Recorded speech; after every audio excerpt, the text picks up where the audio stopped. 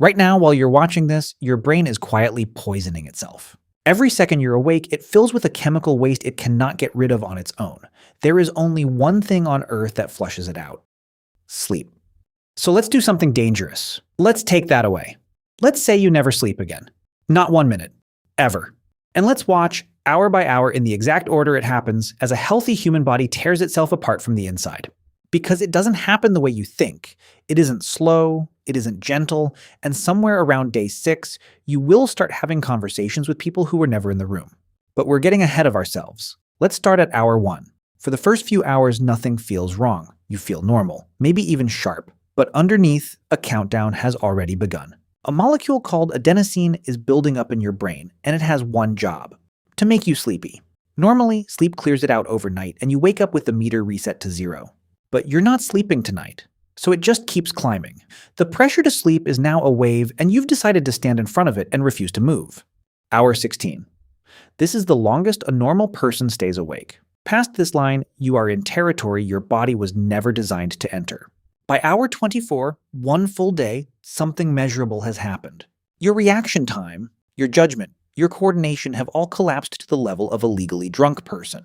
Listen to that again. Staying awake for a single day does the same thing to your brain as drinking until you're too impaired to drive.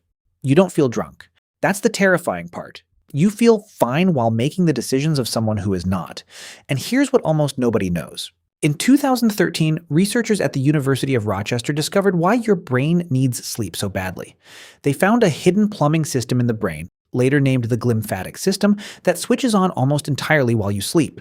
During deep sleep, your brain cells physically shrink, opening up channels, and a wave of fluid rushes through and washes out the toxic waste that built up all day, including a protein linked to Alzheimer's. Sleep, it turns out, is not rest. Sleep is when your brain takes out the trash, and you just canceled garbage collection, permanently. Hour 36. The waste is piling up now. Your body panics and floods you with stress hormones to keep you upright. Your heart rate climbs, your body temperature starts to drift. Your emotions stop obeying you. You swing from laughing to rage to tears over nothing. The part of your brain that's supposed to keep you calm and rational, the prefrontal cortex, is going offline first. The animal underneath is starting to take the wheel. Hour 48. 2 days. Now your body does something you cannot stop, no matter how hard you try. It's called a microsleep. For anywhere from a fraction of a second to 30 full seconds, your brain simply switches off. Your eyes may stay open, you may still be standing, still be walking, still be holding a conversation. But you are asleep. You just blinked out of existence for 10 seconds and you didn't even know it happened. Your brain has decided that if you won't sleep, it will do it for you in tiny, violent stabs, whether you like it or not. And this is the exact moment we have to talk about the boy who actually did this. In 1965, a 17-year-old named Randy Gardner decided to break the world record for staying awake. No coffee, no drugs, just willpower and 2 friends keeping him up. What happened to him over the next 11 days became one of the most famous experiments in the history of sleep science, and it maps almost perfectly onto the countdown you're living through right now.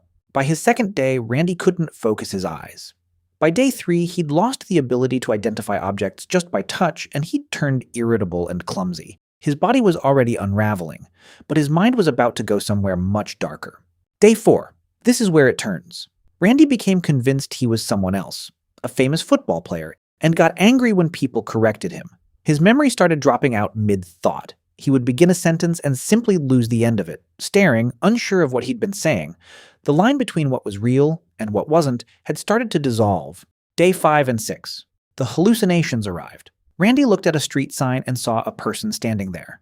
He looked at a wall and saw a path opening up in front of him, leading down into a quiet forest that did not exist.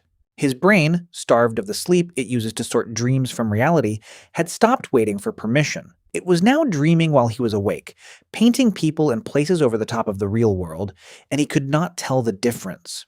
This is the part that should scare you the most. Your brain does not have an awake setting and a dreaming setting that take turns. When you refuse to sleep, it doesn't just shut off the dreams, it leaks them into your open eyes. The monsters don't wait until the lights are off. They come out into the daylight. By day 9, Randy's thoughts were fragmenting completely. Sentences starting and dying, his speech slurring, his face slack. And yet, incredibly, on day 11, at 264 hours, he was still awake, still standing, Still on the surface, a functioning human.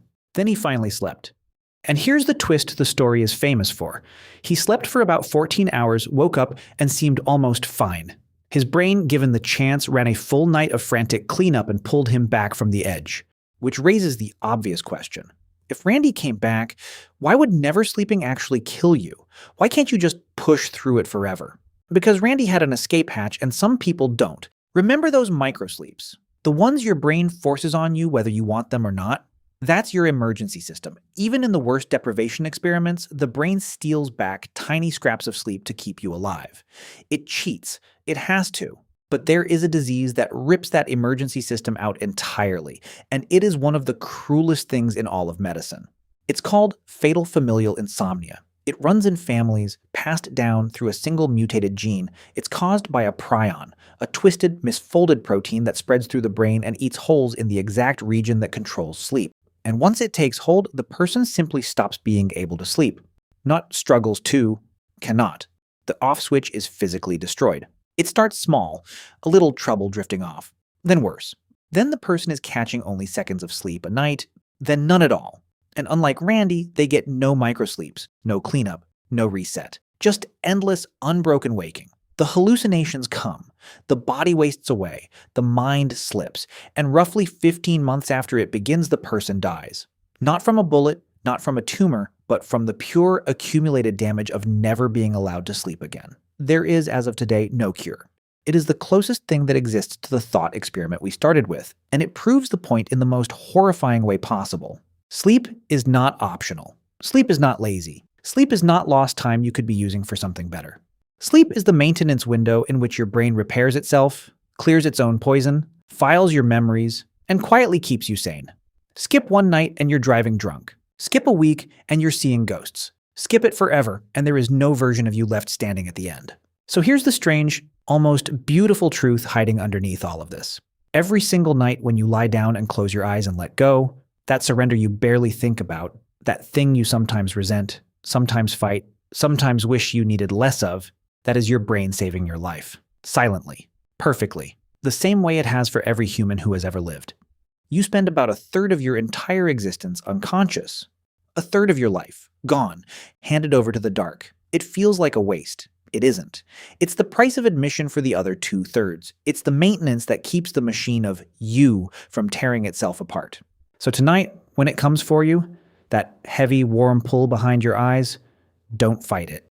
Don't resent it. It isn't stealing your time. It's the only thing keeping you here. Good night.